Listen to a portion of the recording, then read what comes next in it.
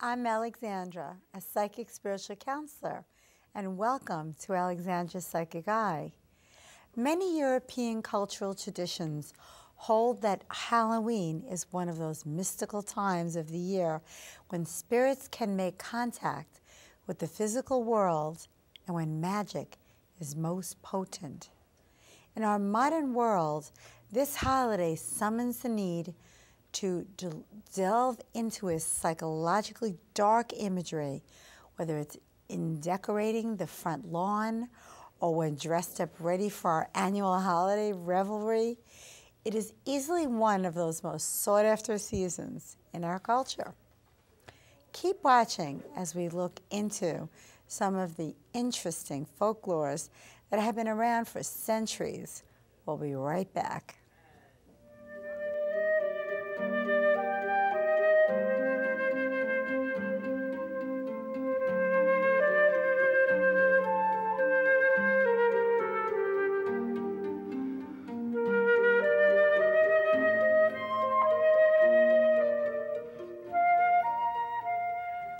Welcome back.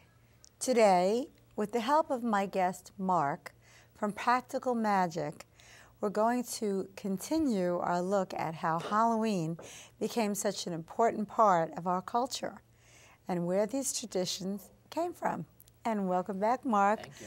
Always wonderful to have you here. Now, we continue with our discussion about Halloween. Yes. Because this is the time of year that everybody gets dressed up, they're all excited, you know, what are you gonna wear? Buy tons of candy. It's a whole big, what do they have, the parade in Manhattan? Oh, yeah, yep. Forget about it, it's like the second... It's the second biggest holiday to Christmas. Next to Christmas, it's amazing. Divination was a popular activity on this holiday. Yes. Especially when it came to divining your true love for the year. Now, everybody wants to know about love. Absolutely. It was believed that young women could predict who they would marry in the future on this day. How did they do this? And you can use me if you like. Okay. I'm single. Well, yeah. There was many different aspects that girls would use. They would actually sometimes take apples and they would peel them. And the way the peel fell, it would give an initial to their future husband's name. Really? I must go home and peel an apple. Exactly. Or peel a grape or something. Yeah. Well, you won't be single for too long. What? You won't be single for too long. No. No, I'm just feeling that. Okay. Yeah. Another time, too, they would wash a shirt. Okay. And they would leave it outside to dry, and they felt whoever turned the sleeve would be their suitor. Ah. So there was many, many different traditions. And the weird thing is that centuries ago, the girls would do it for themselves. And now, what as do you you mean could they see, would do it for they themselves? would do almost like fortune telling for themselves. And now, in this century, they're coming to people like you and myself to do this for them. Back then, I think they took a little bit more control because of that night. And I also believe that they believed in the magic of Halloween than people do now. Because like we talked about in the last segment, Halloween got very Americanized. So it's more the candy and the trick-or-treating and the parties more than the spiritual aspect of it. Exactly. We want to bring in some of the spiritual aspects. Yes. Now, continuing with traditions from Ireland. Okay. The traditional Halloween cake in Ireland is the barmbrack, which is a fruit bread. Right. For Halloween, this cake traditionally contained, oh, they're showing that on TV. Does that look good? Traditionally contained various objects. Uh-oh. This is starting to sound dangerous. Like what? Baked into it and was used as a sort of fortune-telling game. Now, this is getting interesting. Each item, when received in the slice, was supposed to carry a meaning to the person concerned. If you found a pea, that would mean that you weren't getting married that year. Right. Oops. A stick predicted an unhappy marriage. A piece of cloth or rag would mean bad luck or poverty. Oh, I'm definitely not doing this cake thing. A coin would mean you would enjoy good fortune, Yes. or plenty of money. And a ring would predict, what do you think? Marriage. All right. Now, what do you think of that? It sounds like a little bit Well, again, too. cookie to me. I mean, I don't know if I believe in that. You know, it's very superstitious. Yeah. You know, and people back then, they were very superstitious. Black cat, don't go under a ladder. Why were people so superstitious then and not now? You know, what happened? I think we were taught to believe and keep people in line. But also, if you look at education, if you look colleges, at the black cat, you know, they associated that with witches and devils and demons. So if a black cat crossed your path, it was bad. Well, where did that come from? I think it was just a black people, cat, who made up these notions in their head, and it just caught on. Right. You know, there's silly little notions that really hold no stock today. Right. But sometimes, too, like on Halloween, what we'll do is we'll bake a cake, and we'll put little fortunes in, just like fortune cookies, you know? With those that you listed, a lot of them were very negative. So, you know, we take a spin on it, and you just put very positive things, because that's what you want to manifest in your life. You want positive energy. Absolutely. Now, I notice, which to me is kind of a funny thing, is whenever I go out and have Chinese food, I'll always look at the fortune cookie. And for some reason, it's ridiculously appropriate to my life. Yep. And my friends will say, what did you, like, rook this thing?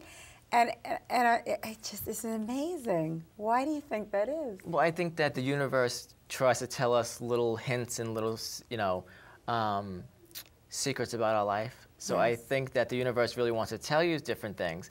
So even something simple as opening up a fortune cookie, it'll tell you what's going on. I mean, sometimes, you know, you can sit there and read a horoscope, and it means absolutely nothing to you. It's rubbish. But then there's sometimes that it just fits you to a T. That's because that day, the universe wants you to know this. Yes, and you're sort of forced to read exactly. it, too. It's right in your face. I know.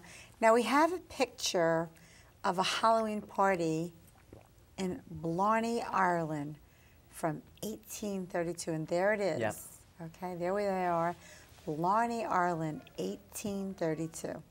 The young people on the left side are depicted playing various divination games, which is kind of hard to see what they're doing, while children on the right bob for apples. A couple in the center plays snap apple, which involves retrieving an apple hanging from a string. Okay. I've seen that. You've seen that. How did all of these apple traditions come about? I mean, what's this business with apples? Well, the apple, again, it's a sacred fruit. It's very sacred to Celtic regions, and they believe that the apple is very sacred to the goddess. Really? Yeah. The apple also represents Adam love. and Eve. Yes. Ooh, right. You know, so even a lot of spells that I'll do for people that's come in for love spells, we use apple a lot. Apple oil. Really? Apple seeds.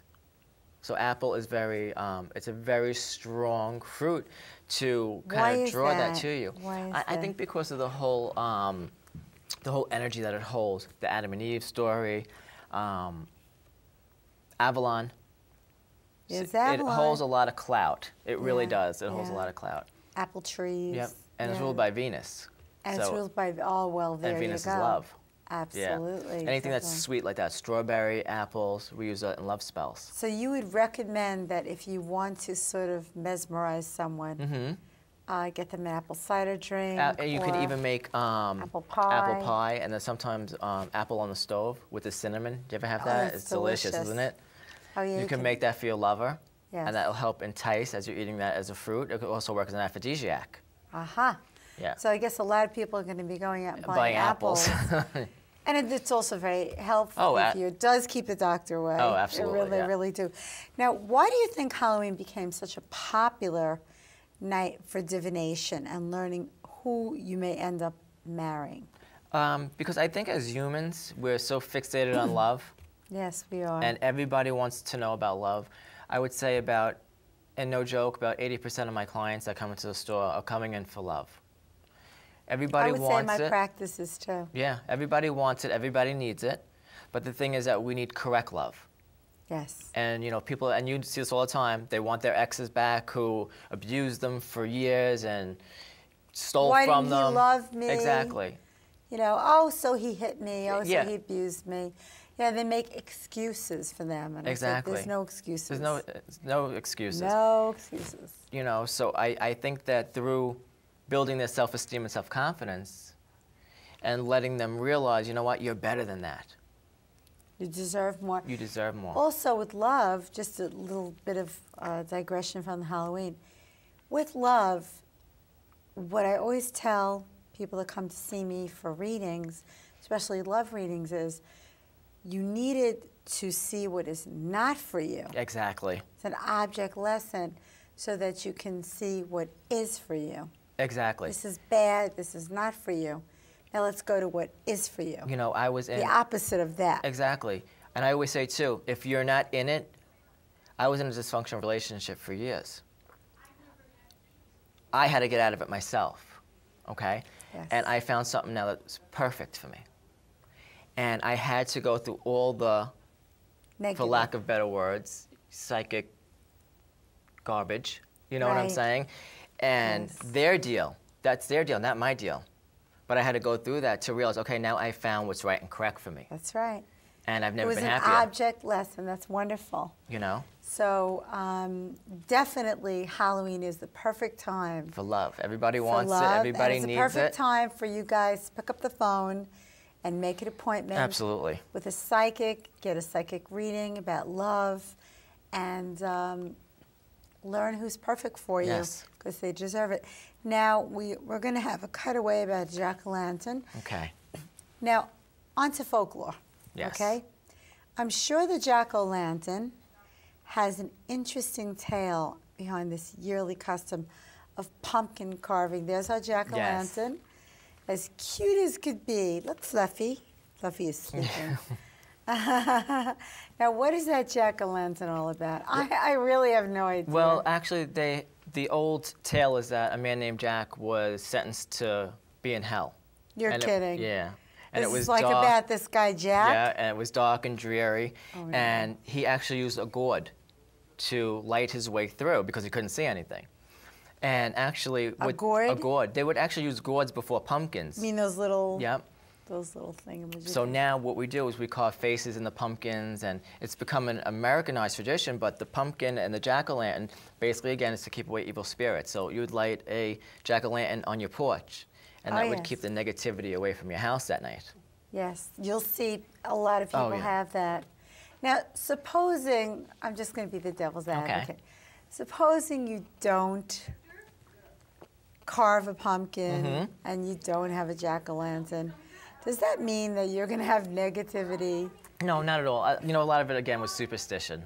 But I think that because now, with the holiday, it's become so popular to have jack-o'-lanterns and, pumpkins and witches hanging from your porch and all that stuff. I feel like we just try to make it more elaborate each year. And if you notice, Halloween, it's getting bigger and bigger and bigger, even with the Huge. decorations.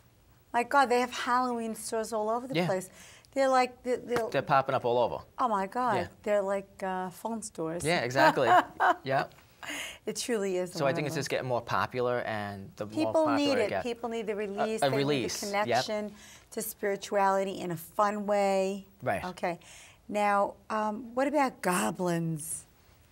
Did they ever exist? Well, you know what? I believe that Booga, people booga, booga. thought that goblins existed. And again, too, a goblin was just a small energy, and I see it as like a small fairy, like almost like a troll kind of energy. But those were mischief. Now we have right on the screen there. They're kind of ugly. Yeah, and you would, the old saying, the troll under the bridge? Yeah. Because they were ugly and hideous. Yeah. Again, too superstitious. People that Why are are they very... ugly? I mean, why can't they just be cute? Exactly. Handsome. They have to be ugly?